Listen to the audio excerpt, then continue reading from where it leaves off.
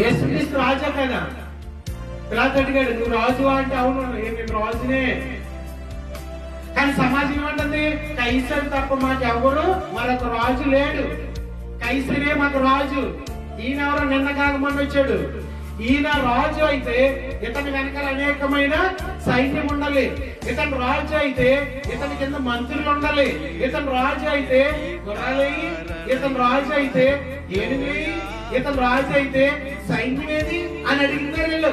అవేవి లేవు కాబట్టి అవన్నీ ఎవరికి ఉన్నాయి, కైసరికి ఉన్నాయి. కాబట్టి మాకు రాజు ఎవరు, కైసరు మాత్రమే మాకు రాజు, యేసుక్రీస్తు మాకు రాజు కాదు అని ఎవరిని అడుగుతున్నారు, పిలాతుని అడుగుతున్నారు. చూడండి,